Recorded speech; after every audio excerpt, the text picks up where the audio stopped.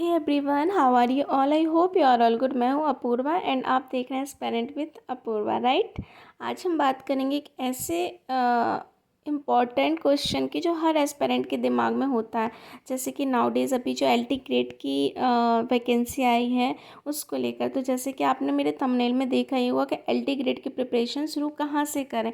आज मैं इसी टॉपिक पर बात करूँगी एंड आई होप आपको काफ़ी चीज़ें काफ़ी अच्छे से समझ में आ जाए। तो शुरुआत हमेशा मुश्किल होती है। जब इतना बड़ा सिलेबस सामने होता है तो नेचुरली कन्फ्यूज़न होती है कि व्हाट टू रीड फर्स्ट, कैसे रूटीन बनाएं, कैसे अपने प्रिपरेशन को डिसिप्लिन में लाएं। और इसी ब्लॉग में मैं आपको एक क्लियर डायरेक्शन दूंगी। So please listen to carefully. सबसे पहला स्टेप ये है कि सिलेबस को समझना। The syllabus is like a road map. अगर आपका यही क्लियर ना हो कि एग्ज़ाम में एग्जैक्टली क्या पूछा जाएगा तो प्रिपरेशन डायरेक्टली लॉस ही हो जाती है। सो टेक टाइम, सिलेबस को अच्छे से पढ़िए, इंपॉर्टेंट टॉपिक को हाईलाइट कीजिए और अपने लिए एक स्ट्रक्चर बनाइए। किस तरीके से स्ट्रक्चर बनाएंगे वो भी मैं आपको बताऊंगी। एंड अब बात करेंगे रूटीन की। तो friends, discipline is the backbone of preparation. Without routine preparation बेकार जाती है। Start with small study session. हमें 2-3 आवर्स पर डे। जब आपका लगे कि हाँ अब मैं काफ़ी अच्छे से पढ़ सकती हूँ, स्ट्रांगली हो जाए, तो ग्रोजली स्टडी आवर्स इंक्रीज़ हो जाता है। आप 2-3 आवर्स बैठने की कोशिश कीजिए। नाउ इस तरीके से आप 4-5-6 आवर्स पढ़ पाएंगे। बट हमेशा एक बात याद रखिए, quality matter more than quantity. 3 घंटे की फोकस स्टडी कभी भी 8 घंटे की डिस्ट्रैक्ट स्टडी से बेटर है। आप जो भी पढ़ें, जितना भी पढ़ें, काफ़ी अच्छे से पढ़ें और समझ कर पढ़ें। एंड नेक्स्ट डे हमारे स्मार्ट स्टडी किस तरीके से करनी है। तो देखो, प्रिपरेशन का मतलब सिर्फ किताबें रटना नहीं होता। It means study smartly. अपने खुद के नोट्स बनाओ यार, सिंपल वर्ड में लिखो, फ्लो चार्ट, डायग्राम यूज़ करो। रिवीजन का टाइम बहुत हेल्प करती हैं ये सारी चीज़ें। मैं हमेशा इसी तरीके से पढ़ती हूँ। And previous year paper solve कीजिए, because they are like a mirror, जो एग्जाम पैटर्न हमें दिखाता है, राइट। एंड फ्रेंड्स, एक और चीज़ है जो प्रिपरेशन के साथ यूजली इंपॉर्टेंट है, मेंटल हेल्थ। कॉम्पिटिटिव एग्ज़ाम्स के दौरान स्ट्रेस एंड एनजाइटी तो देखो नॉर्मल है। हर किसी के माइंड में एनजाइटी और स्ट्रेस रियली बहुत है। समझ में नहीं आता पहले की जनरेशन में ऐसा होगा या नहीं, बट अभी की जनरेशन में स्ट्रेस तो हर जगह है। एंड कभी लगता है कि सिलेबस ज़्यादा है, कभी लगता है टाइम कम है ना। तो देखो क्या करना है कि हमें डेली थोड़ा मेडिटेशन के लिए टाइम निकालो, 10 to 15 मिनट्स मॉर्निंग में। थोड़ा नेचर में रहो तो धीरे धीरे क्या होगा, आप नोटिस करेंगे कि माइंड काम हो जाता है।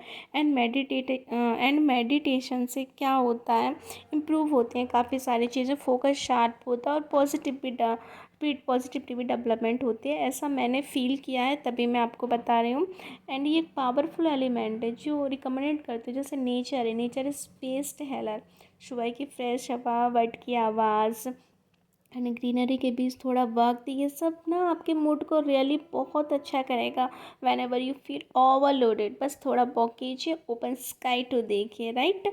एंड इसके बाद मैं आ जाती हूँ कि अब मैं बात करूँगी बिना किसी बात के अपने सब्जेक्ट पर। तो देखिए, सब्जेक्ट में हमें किस तरीके से पढ़ना है। Now let's talk about the most important of books. LT grade के लिए आपको सिलेक्टिव और ऑथेंटिक बुक पर फोकस करना चाहिए। मैं कुछ रिकमेंडेड बुक्स यहाँ पर शेयर कर रही हूँ। जैसे फर्स्ट है हमारा जनरल नॉलेज। जनरल नॉलेज जो हमारा आएगा ही, तो उसके लिए आप लूसेंट की भी बुक ले सकते हैं। स्टैटिक जीके मैंने ऑलरेडी आपको बताया, रहंत भी हो गया। एंड जो आपको बेटर लगे वो देख लीजिए। फिर जनरल साइंस के लिए भी एंड हिस्ट्री जोग्राफी के लिए भी मैंने लूसेंट एंड एक चाणक्य की बुक है, मैंने उसका शॉर्ट्स डाला था, आप देख सकते हैं। बस उसकी एनसीईआरटी एंड जीएस उससे आपका कंप्लीट हो जाएगा। फिर हिंदी, इंग्लिश तो नहीं आएगा, सॉरी, हिंदी आएगा, एनसीईआरटी, ये जीके जीएस, ये सारी चीज़ें आएंगी। और करंट अफेयर के लिए हम जो भी आपको चैनल ठीक लगता है आप उसको फॉलो कर लीजिए। जैसे मैं कुमार गौरव सर का पढ़ती हूँ तो मुझे उनका ही अच्छा लगता है, तो मैं उनका करंट अफेयर पढ़ती हूँ। आपको जो भी अच्छा लगे यू कैन चॉइस, राइट।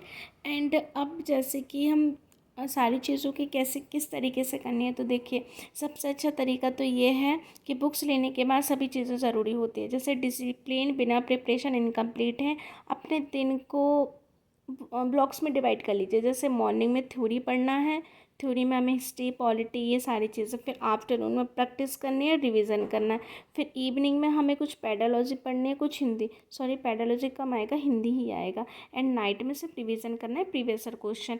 तो फिर देखो ये सारी चीज़ें तो हो गई। अब किस तरीके जो भी आपका सब्जेक्ट है, जैसे हिंदी है, इंग्लिश है, मैथ्स है, उसके लिए आप चाहें तो बैच परचेज भी कर सकते हैं।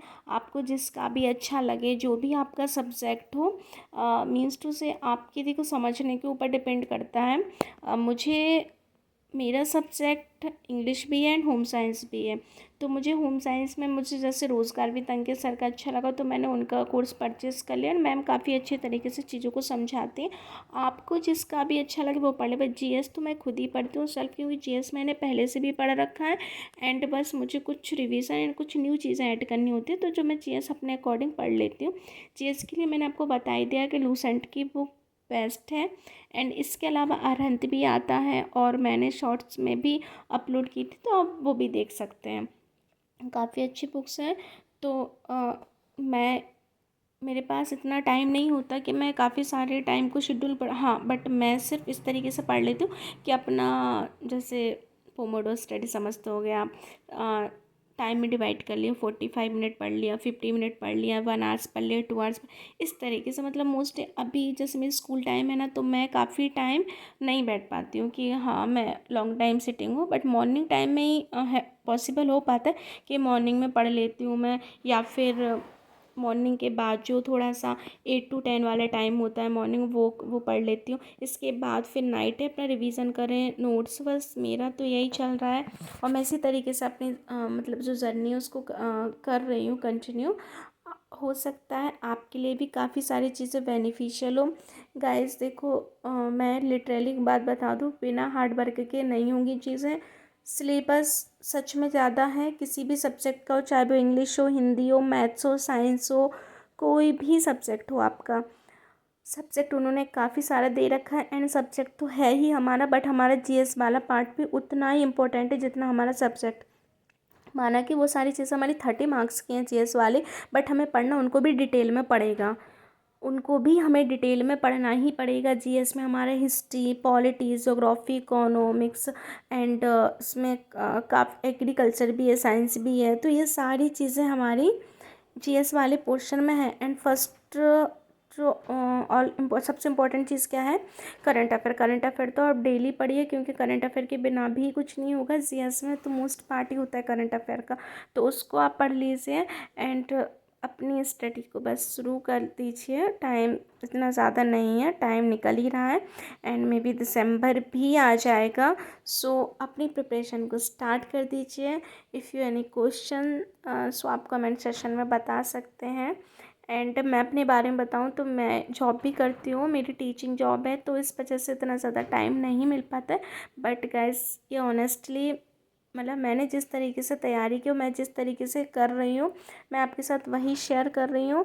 आई होप कि यदि 10 में से 5 लोगों को भी ये चीज़ें समझ में आती है और मेरी बातें थोड़ा सा भी मोटिवेट करती है, तो मेरे लिए काफ़ी। एंड गाइस एलटी ग्रेड की प्रिपरेशन के लिए बस यही 3 चीज़ें याद रखिए जो मैंने आपको पहले बताई हैं। राइट बुक्स जैसे Lucent, NCERT, Laxmikanth, Spectrum, and right routine हमारे यही होना चाहिए कि हमें डेली डिसिप्लिन में रहना है एंड प्रैक्टिस करनी है। और राइट माइंड सेट के लिए आप क्या कर सकते हैं, मेडिटेशन कर सकते हैं पॉजिटिविटी के साथ, नेचर का टच, राइट। सो आप इन चीज़ों को बैलेंस करके चलेंगे तो आपकी प्रिपरेशन स्ट्रॉन्ग भी होगी और कॉन्फिडेंस भी हाई रहेगा। मुझे उम्मीद है कि ये ब्लॉग आपके लिए हेल्पफुल होगा। अगर पसंद आए तो लाइक, शेयर एंड सब्सक्राइब ज़रूर करें। एंड कमेंट्स में बताएं कि आप नेक्स्ट किस टॉपिक पर वीडियो देखना चाहते हैं। And thank you so much for watching. Stay motivated, stay positive and अपनी प्रिपरेशन को एक नई एनर्जी के साथ कंटिन्यू कीजिए। So all the very best for your LT grade exam.